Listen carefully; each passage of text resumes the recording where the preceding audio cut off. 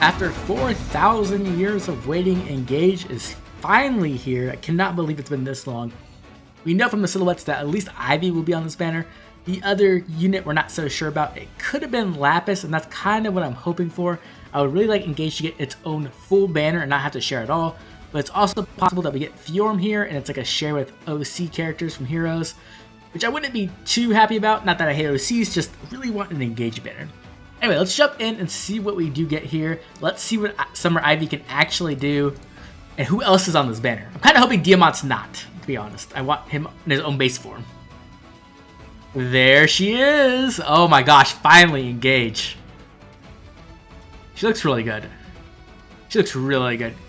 Green Flying Mage. I was really hoping she would have a new B skill for Mage Flyers. That's what I was hoping for. I don't see that, but I do see another C skill, which kind of scares me, considering just how good Guidance 4 is. But maybe this is like a flying Guidance 4. Anyway, let's jump in with her weapon, Divine Drop. So we have Slaying. If she's within 3 spaces of a support partner, she can move to a space within 2 spaces of that ally. She also gets +5 to all stats during combat if her HP is greater than or equal to 25%. And then if she initiates combat, or she has a partner within 2 spaces, or there's a penalty active on the foe, she's going to get some effects based off how many of those conditions are met. The first one is, if at least 2 of those conditions are met, she gets a Brave effect, which is absolutely insane. If 3 of them are met, she gets true damage based off either her attack or the foe's attack, whichever is higher. And it does not work with AoEs. That is a very powerful weapon, right? Anytime you can get a full Might Brave weapon, you're already looking at something really strong. But the fact that she has Slaying built in there, and then she also gets true damage as well, is really scary. Now, the conditions are not the best in my opinion. Personally, I don't ever really like the support partner effect unless it's on a unit who is like being a support unit, essentially. Like if you have someone like Male Corn or like Valoria, I think it's fine. But when you're looking at someone like a Nuke, it's not the best, just because like, first of all, you have to have a support partner. 2, it has to be a specific unit you're within a certain amount of range between. So like in this case, 3 spaces, right? Which isn't the best. And then 4, like if that unit dies, you can just lose out on that effect. Now the good thing about Ivy is that she does have a few options, right? She does only need, like penalties pretty easy to have active on a foe. And her initiating combat's gonna be a condition that she's mostly gonna be doing all the time, right? She looks like a more player phase unit. But having to have all 3 of those to get the true damage is a bit rough, I will say. The Brave effect only being 2 is very nice. I kind of wish it started at 1, and then the second effect was only 2. That way, like, you don't ever really need all 3 of them. But either way, this is a very scary weapon. Being able to go in, hit twice, essentially, being able to hit a special on the second hit, like Ruptured Sky or something else, is going to be really strong. So definitely a powerful weapon here from Summer Ivy. Okay, let's get the rest of her kit. She has Glimmer, Stillwater 4, which I'm not too big on here. Typically, you only really want Stillwater 4 on like an AoE build or a build that like relies on a visible res check, right? So not the best A skill for her. You're probably switching that out. You have Sabotage Attack Res from Mark, which is pretty interesting. And then we have the new C skill, Soaring Guidance. Okay, so we have Soaring Guidance, and this has infantry and flying allies within 2 spaces of the unit can move to a space within 2 spaces of that unit. Wow, so we're actually getting Flying Guidance 4 here. That's kind of insane. You also get attack and speed +3 to those units, and if you have speed greater than the foes, you get offensive no follow. So this is essentially Guidance 4 as well, but the difference obviously is that instead of working with armor units, you get it for flying units, which is kind of massive. That's a very, very powerful effect, especially because flying units have becoming more and more popular recently, right? Melee flyers have gotten a lot better thanks to Guard Bearing 4, and then you also just have, right, all those flying supports showing up. So that's really, really interesting. I think this is an amazing skill. This is probably going to be very highly valued, almost as much as Guidance 4, I would say. I would say the big advantage Guidance 4 has is that, you know, you do get to bring armors, which is a big deal in game modes like Summer Duels, where you're typically like ferrying around a save unit as well, right? So being able to move around flyers, though, is really good, and it's going to offer a ton of mobility. I can see you running Guidance 4 and this as well, right? And that just adds on even more layers of move mobility. So that's kind of insane. Now, my biggest worry is that Ivy will be slow. She does have speed in her weapon, which is a good sign, but then like her A slot doesn't give speed, sabotage attack resistance instead of like sabotage speed resistance. So I am a bit nervous that she's going to be slow. I really hope she's not. Even with that Brave effect, being able to quad is always better than not being able to quad, in my opinion. So we'll have to wait and see. Now, when it comes to roles, obviously Ivy wants to be a nuke. That is the number one thing she is offering to the team. She's going to go in there, hit them twice, hopefully proc a special, and get a ton of true damage, right? Being able to like proc a special and get 30% true damage before the foe can even counterattack is really strong. Now, the thing obviously is that as a flyer, she doesn't really have like offensive no follow-up very easily. You're gonna have to run something like Summer Lind or like Fallen Lilith, and then she also doesn't have a way to pierce damage reduction, which is something is a big deal as well, right? So that's something you're gonna have to be concerned with as her like role as a nuke. But even so, brave weapons are very, very powerful. We've seen how meta-defining they can be. So I think that she's going to be in a very good position as that role as a nuke. Now, her other role obviously is going to be support. Now, she's not offering that really from her like inherent effects. It's more from like what she can inherit herself. So like obviously she has Soaring Guidance, which is going to be amazing for that support effect. You could also put Guidance 4 on her. I wouldn't really recommend it. I would just keep Soaring Guidance. It's close enough, and you can use her in combination with a different Guidance 4 user to offer that mobility. So I think that's what she's going to be really good at. When it comes to game modes, obviously she's going to be really good in a lot of different game modes, I think. She might not score high enough for Arena, but when it comes to Ether Raids, she could definitely be a powerful unit on Ether Raids. Defense as an option, and then she could also be very good in Summer Duels. That's the mode I think she's going to probably like excel at. Guidance 4 is just really strong in SD, and so I expect Soaring Guidance to be just as strong in that game mode as well. Now let's jump into the next hero and see what else is in this banner. Who is it? It's Fjorm. No. I know all the Fjorm fans are happy, but I really did not want to see any Heroes OC here. She looks very cute. And it's Sword Fjorm, so that's like that's a new thing. Oh wow. Spurn 4, there it is. So Spurn 4 was data mined a long time. It's been like a month, I think, since that was data mined, so it's not really a surprise to see. But we also see that she got a new PRF skill, which is something definitely to talk about. And we also see Times Pulse 4, which is very valuable fodder. Attack Speed Finish 4, also very valuable fodder. Let's start at the very top with Icebound Brand, her preference weapon. Okay, so what we have here is Slaying, and then we have that NCD effect that Ascended Fjorm has as well, where she pretty much can like cancel out any kind of like Fire Sweep effect or any type of like Flash effect, but only from ranged units, right? So this is only going to work against bow, dagger, magic, or staff. Which is something to note. I think it would just be better if they just gave her full NCD. Like, why not, right? But for some reason, they've been sticking to that niche, so that's what she has here. And then if the foe initiates combat, or if their HP is greater than or equal to 75%, she's going to get plus $5 stats, and she's going to get to inflict a penalty on the foe's attack and speed equal to 20% of her speed at the start of combat. So that's going to be her visible speed, which is really strong, right? Like, if you think about 20% of speed, let's just throw out a random number, let's say 50, right? That's minus 10 attack and speed on the foe. That is massive, especially in the speed meta we're currently in. Anytime you can get that much speed just from your weapon, it's always a good sign, right? She's getting essentially 15 speed on average, probably. That's pretty scary. And then she also gets to inflict guard on the foe, which is very good. And she reduces the damage dealt to her by 5 whenever her special triggers, excluding Miracle. So now we have her new preference special, Frostbite Ymir, and this is a very interesting special. So effectively what you're getting is you are getting damage reduction, but it's dependent on the foe's range. So if they're melee, you're getting 10% damage reduction, which isn't that much. But if the foe's range, then you get 30% damage reduction. And just to be clear, this is special damage reduction, right? So this shouldn't be pierceable by something like Deadeye, which is a very big deal.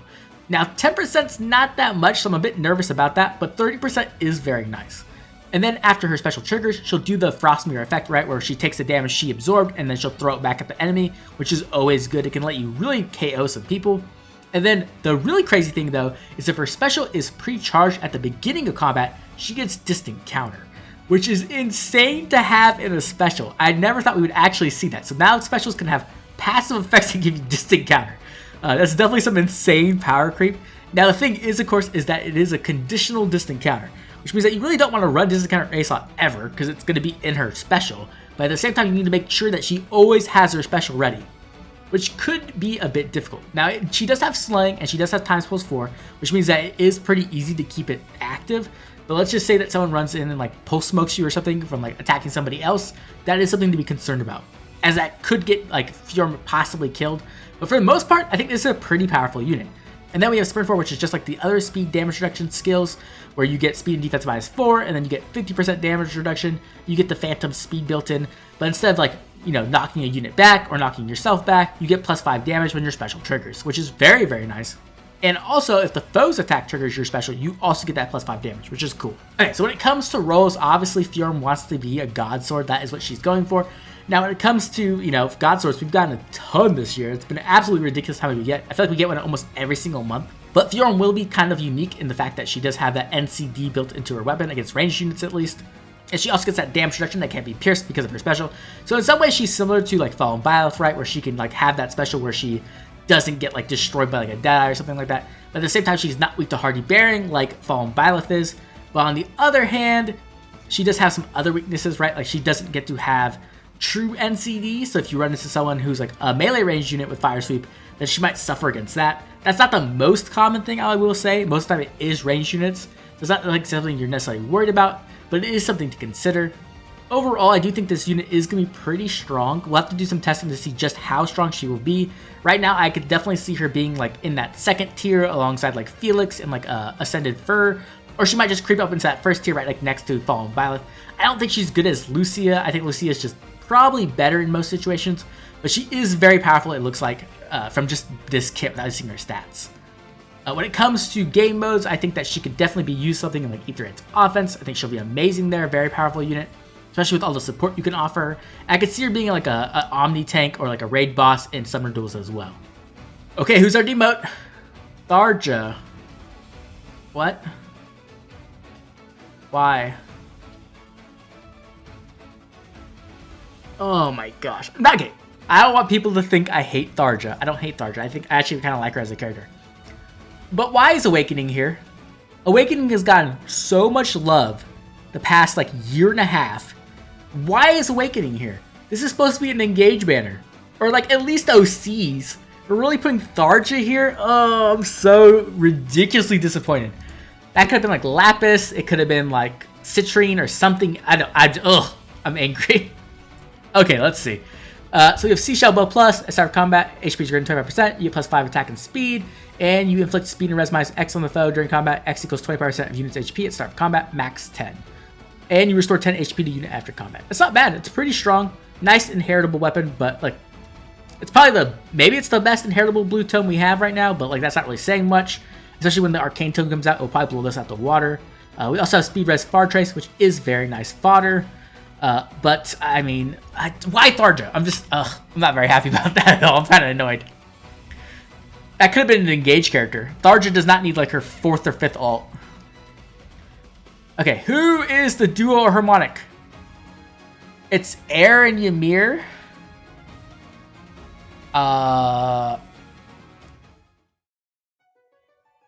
Colorless Mage Infantry. Their art looks amazing. I will give you that. I like Air a lot. I think she's a great character. But you might be able to hear it in my voice, the disappointment. This is so extremely underwhelming. I'm actually annoyed right now that we only got one Engage character. Now, maybe the free-to-play character we get is Engage as well, but why? Why can't we just have Engage characters? Why do we only get one? This is so stupid. Oh, I'm so annoyed right now. I'm actually, like, angry. Okay, so we have Sparkling Sun, her preference weapon. We have Slaying. If unit is within 3 spaces of an ally, you get to inflict attack and res minus X on the foe, where X equals 30% of unit's HP at start of combat, +6, max 18.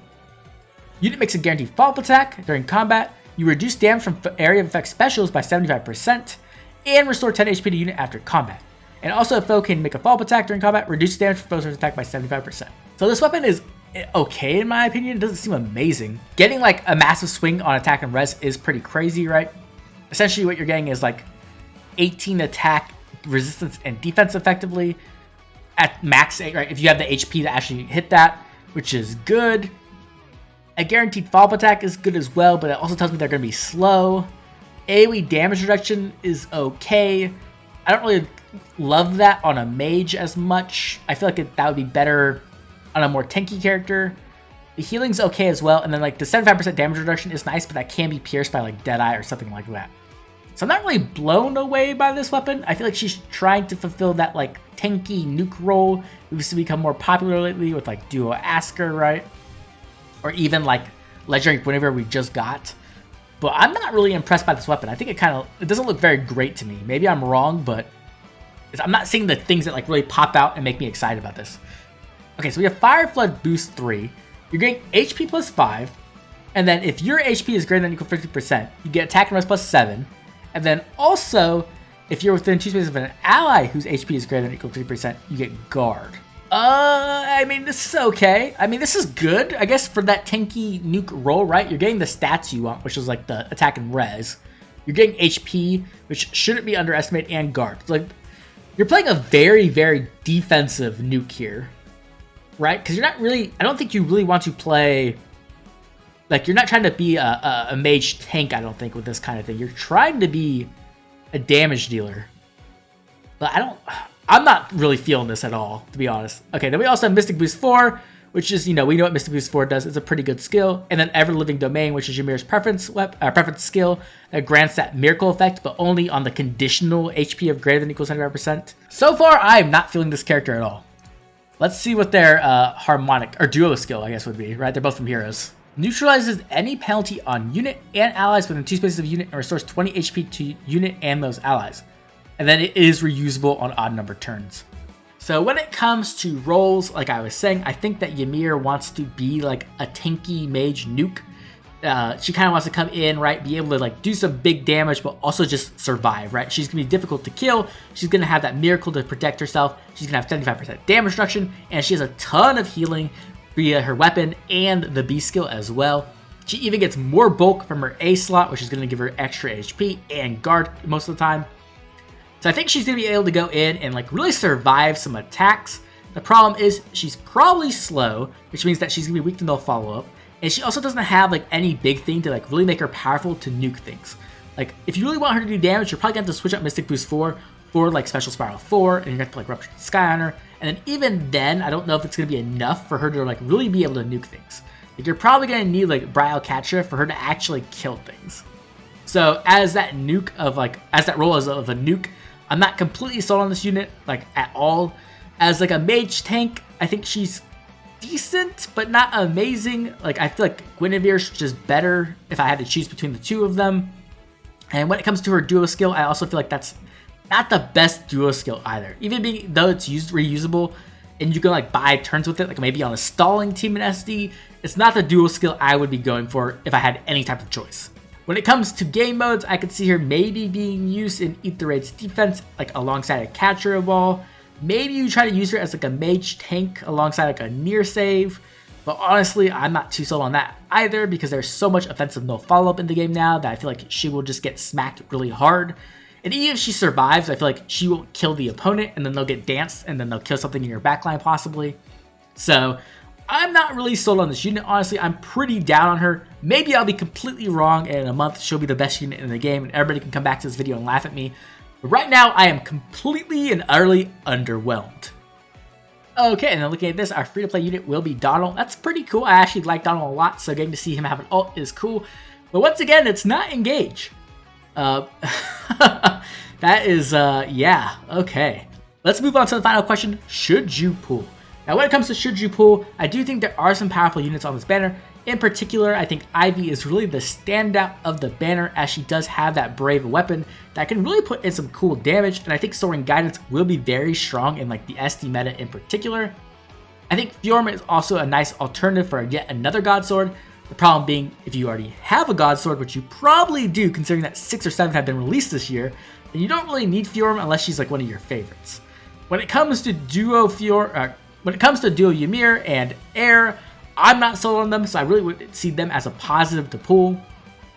So overall, when it comes to reasons to pull, I think mostly it's because one of these units are your favorite, or you're just so desperate for engaged content, the one engaged unit on the banner is enough for you to pull. I might be that person just because I think Ivy's going to be pretty good. When it comes to cons, we do have other banners coming up, of course. We do have our Mythic or Legendary banner at the end of the month. There should also be another New Heroes banner coming up quite soon. And of course, we can't forget that Choose Your Legends will be coming up next month. So that's definitely something you should be saving orbs for if you are interested in one of those characters. In all honesty, I think this banner is a massive disappointment. I don't know if I've been this disappointed with the banner for so long. At least the other banners, I had no hope of Engage, right? I kind of just knew Engage wasn't there and I kind of moved on. This one had Engage in the silhouettes, and then we only got one character. So I'm honestly pretty disappointed. I think I might pull a bit just to get one copy of Ivy, and I'll probably dip out of this banner because there's not much else here for me. But now I'd love to hear from you. What do you think of this banner? Is this banner exciting to you? Are you disappointed about Engage like I am? Or maybe you're just like a massive Awakening fan and the fact that Donald and Tharja are here is like enough for you to pull? Or maybe you're like a major Fjorm fan. I've seen a lot of those, and maybe you're just happy to see that she got a new ult. Either way, make sure to drop a comment down below letting me know what you think of these banners and if you are planning to pull. As always, I'd love to thank all my members for their constant support. And if you enjoyed the video, like and subscribe. This has been Oblivion. I'll catch you all later.